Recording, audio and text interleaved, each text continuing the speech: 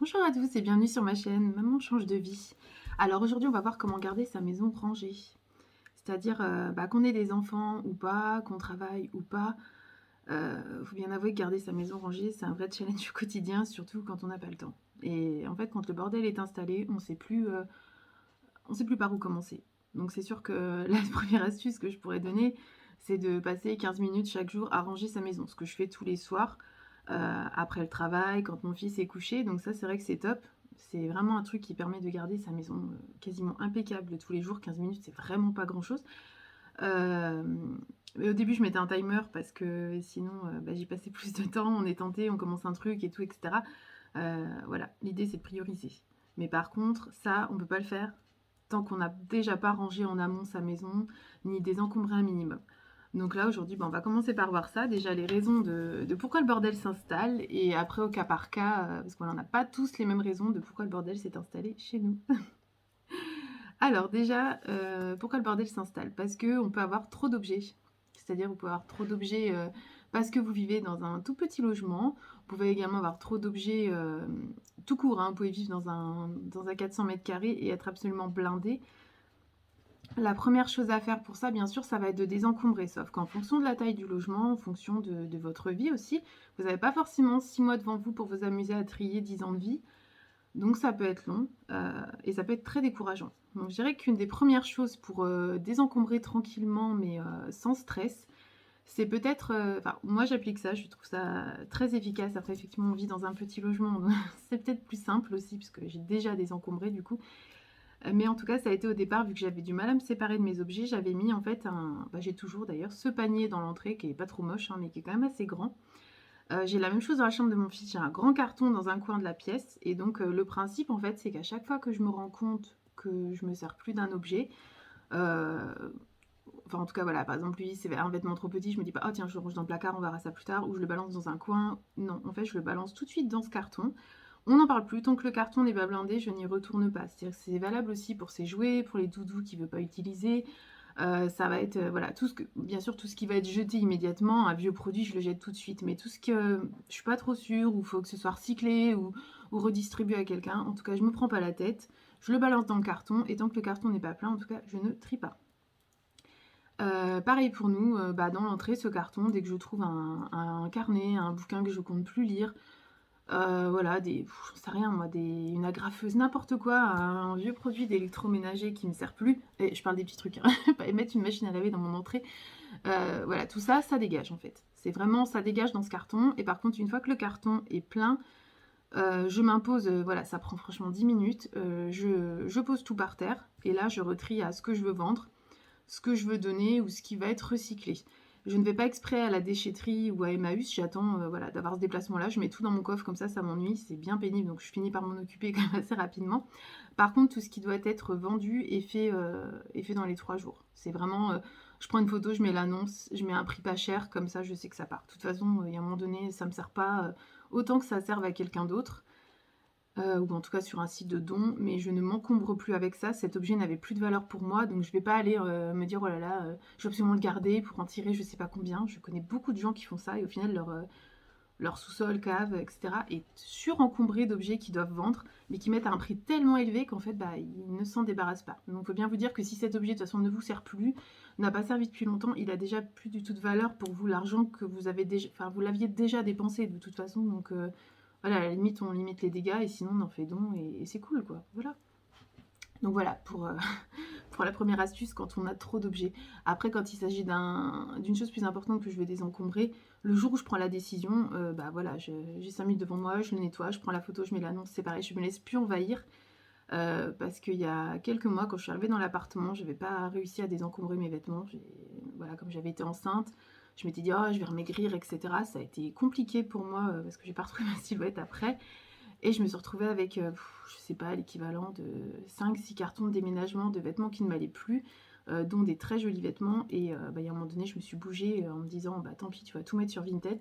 Mais ça a été long, je m'en suis voulu d'avoir... ça a été vraiment décourageant parce qu'en plus, je passais ma vie du coup à faire des colis. Mais voilà, maintenant, dorénavant, dès que j'ai un vêtement qui me va plus, il va tout de suite sur Vinted. Il est lavé, repassé, et voilà, on n'en parle plus. Je me laisse plus envahir par ces objets, en tout cas. Voilà pour ça. Après la deuxième raison qui fait que votre maison n'est jamais rangée, c'est que vous avez pas assez d'espace de rangement. Il est clair que quand on n'a pas de placard, hem, il y a plein de logements qui n'ont pas de rangement intégré, que ce soit que vous soyez propriétaire ou locataire. Nous actuellement on est locataire, les seuls placards, qu'on a dans l'appartement qui ne sont pas à nous, c'est un pauvre petit placard, sous le lavabo de la salle de bain et voilà, la cuisine, encastrée où il y a quelques placards mais voilà, c'est rangé, notre vaisselle est rangée dedans, notre alimentation, donc on n'a rien pour ranger, bah, nos vêtements, nos chaussures, nos manteaux, voilà, tous les objets du quotidien, les jouets du petit, et c'est franchement, ça a été mais une galère où je me suis dit: «Mais pourquoi j'ai pris ça?»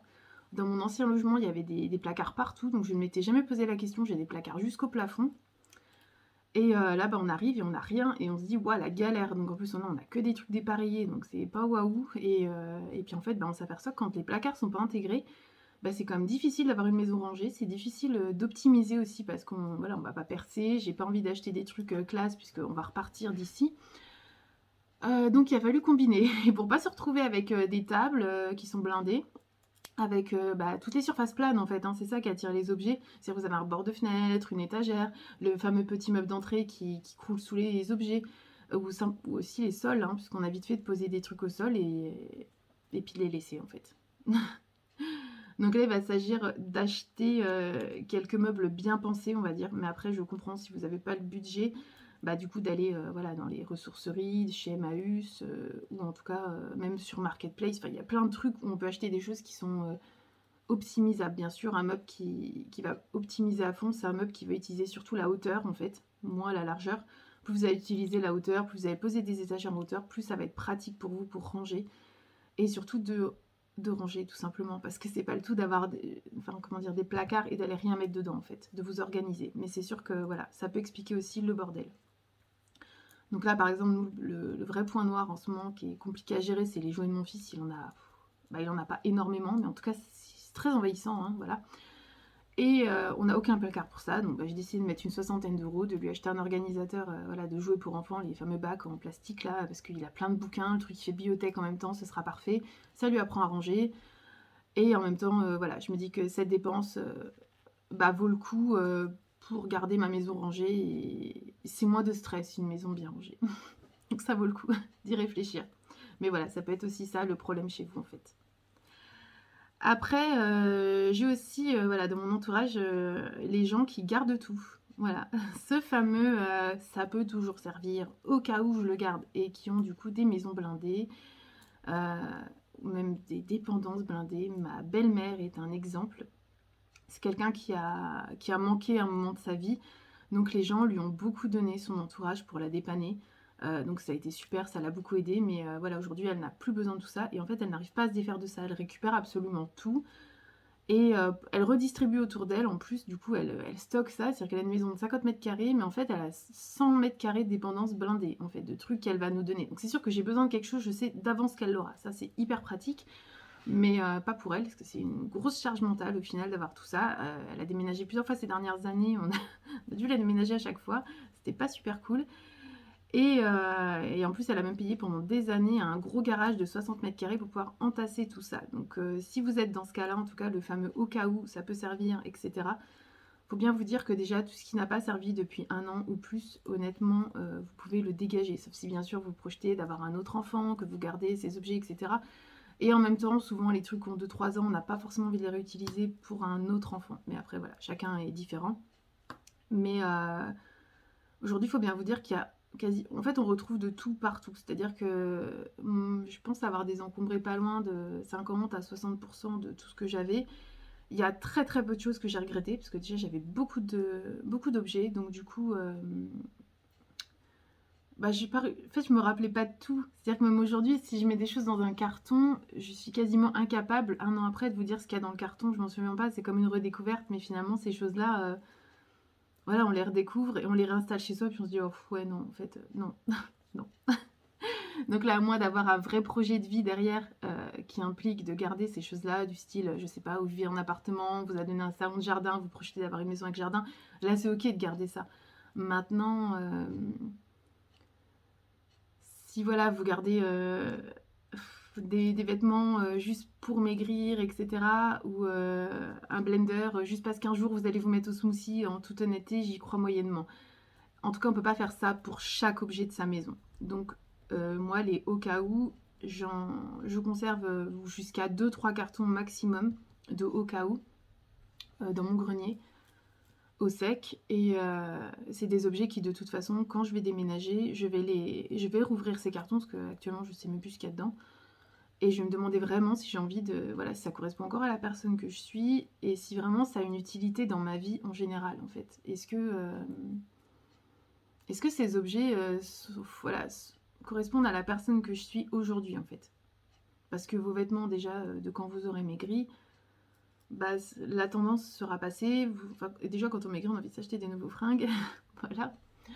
Euh, je dirais que si ces objets, quand vous les avez achetés, ils vous ont pas servi, il y a vraiment peu de chances qu'ils aient l'image projetée de vous dans un an, en fait. Il y a peu de chances. Voilà. Et tout, même si on se dit, voilà, il y a plein de gens qui me disent, oui, mais si je le casse, comme ça j'en aurai un autre. Oui, bien sûr, potentiellement, mais à ce compte-là, si on garde tout en double ce qu'on a chez nous, parce qu'on risque de les briser ou ils risquent de tomber en panne, je vous raconte pas, mais il faut le double de mètres carrés de ce que vous avez, quoi. Donc voilà pourquoi moi je me débarrasse sans peine de mes objets.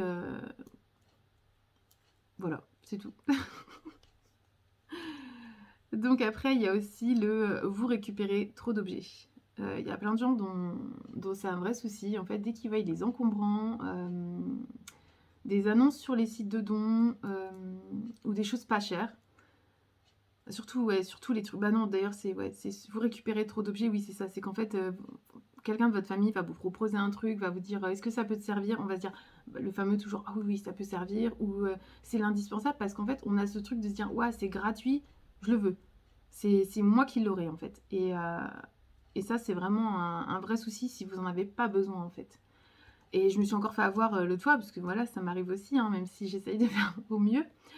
Euh, j'ai trouvé dans les encombrants, enfin de l'endroit où je travaille, un super portant pour enfants. Voilà, le truc, il a jamais. Je pense que le carton a juste été ouvert, il y avait vraiment tout, la visserie, la notice, etc.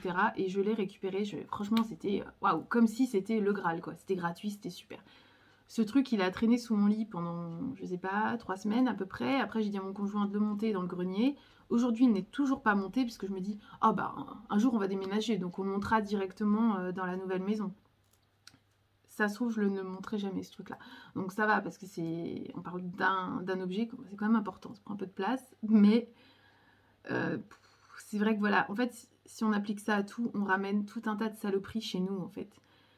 Et je connais bien ce truc-là parce que moi j'ai travaillé très longtemps dans un magasin de vêtements où on avait des vitrines incroyables et à chaque fois en fait on pouvait acheter les décors des vitrines vraiment des sommes modiques, ridicules. Et donc j'ai entassé, en fait il y avait tellement de choses à acheter qu'on voulait tous tellement un truc qu'en fait on s'inscrivait même pour des trucs mais qui servaient à rien, qui étaient ridicules. Comme ça que je me suis retrouvée avec un espèce de gros boudin en mousse en velours rouge dégueulasse parce que je voulais absolument un truc, parce que mon ego me disait c'est gratuit, prends-le, ça peut toujours servir. Ça n'a jamais servi, hein, clairement, rien. Je me suis trimballé ça sur 3 appartements et j'arrivais pas à le jeter alors que j'avais payé 50 centimes. Voilà. Donc méfiez-vous, oui, les encombrants, c'est super. On peut retrouver effectivement des tas de choses super. Maintenant, si ce truc-là, vous ne le retapez pas tout de suite, si vous ne le repeignez pas, que vous ne le nettoyez pas, que vous ne l'installez pas chez vous immédiatement et qu'il a sa place, franchement, débarrassez-vous-en, ça ne sert à rien de garder ça. Et on ne garde pas pour les autres non plus. Les autres vous ont rien demandé. Et oui, pour faire plaisir à mes enfants, j'ai gardé, je sais pas, telle machine à café. Non, on s'en fout. Tant pis. Il y a d'autres moyens aujourd'hui d'acquérir des objets à moindre coût. Alors après, on a aussi le syndrome de on achète trop souvent ou toutes les promos. Je connais des personnes qui ont des quantités astronomiques chez eux de gel douche. Quand je dis astronomique, c'est au minimum 15 bouteilles. Moi, je comprends pas ça du tout.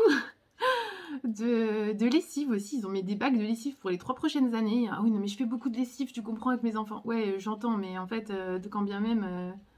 Et à un moment donné, je suis pas sûre que pareil, 15 bouteilles de lessive. En plus, les promos, faut savoir que pour les lessives, etc., elles reviennent franchement tous les mois et demi. J'ai constaté ça. En fonction des enseignes, de toute façon, vous en avez toujours et quand bien même, vous voulez pas l'acheter plein pot, votre lessive ou votre gel douche, il y a des magasins comme Stocomanie, Action, en fait, qui font de toute façon du déstockage toute l'année où votre lessive, vous allez la payer que dalle. Donc, pourquoi faire ça? Et faut stocker en fait tous ces trucs-là, ça prend une place incroyable. En fait, on ne sait pas ce qu'on a déjà, on dépense énormément d'argent. Et même si vous avez une baraque de 100 mètres carrés, en fait, c'est toujours de la place que vous n'aurez pas et qui vous aide pas à ranger votre maison, en fait, dans tous les cas. Ça va vous... Ouais, ça vous prend un lieu de stockage. Donc ça, faut se méfier de ça. Faut se méfier aussi des lieux à bonnes affaires, du style Action, enfin voilà, Nose, parce qu'il y a beaucoup de déstockage. Des lieux comme Stocomanie, etc. On arrive souvent pour faire un petit tour ou pour acheter voilà un gel douche, un truc comme ça, et on se retrouve à sortir avec un tas de merde. Ah ouais, mais regarde, le jouet du petit coûtait, j'en sais rien, 3 euros, et puis finalement, j'ai acheté des stylos parce que ça peut servir, et puis j'ai acheté 5-6 boîtes en plastique, et un super porte-bougie, et un nouveau bougeoir que j'en avais déjà 40, etc.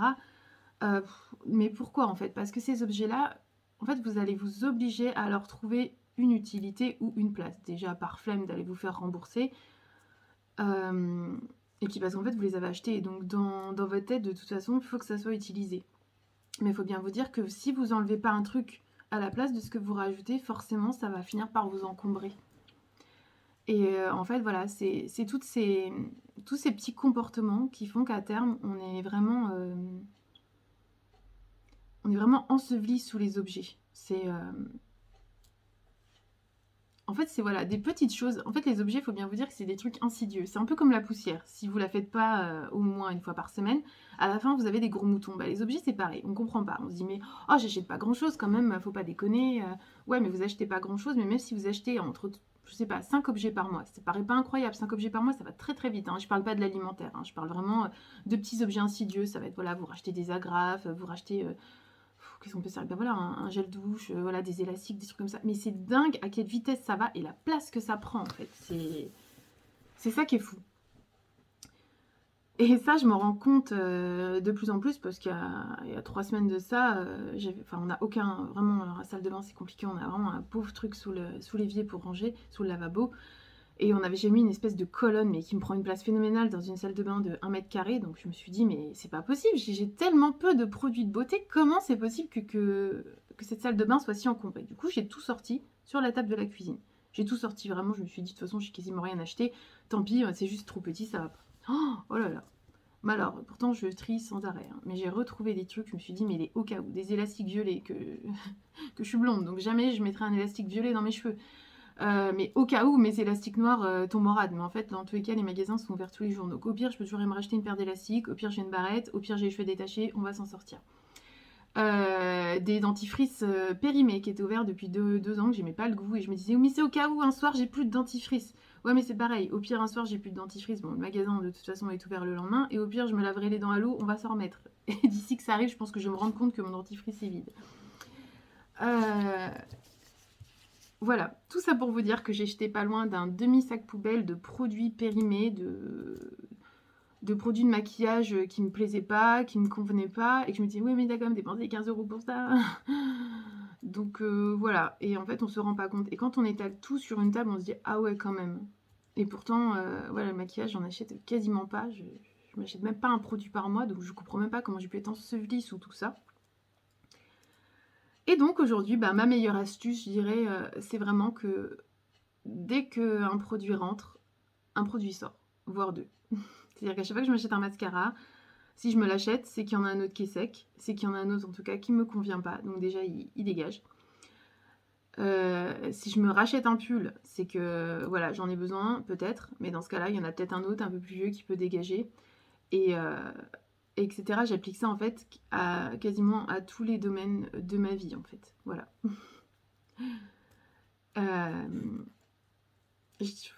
Voilà, bon, ouh là là, je perds mes mots, excusez-moi.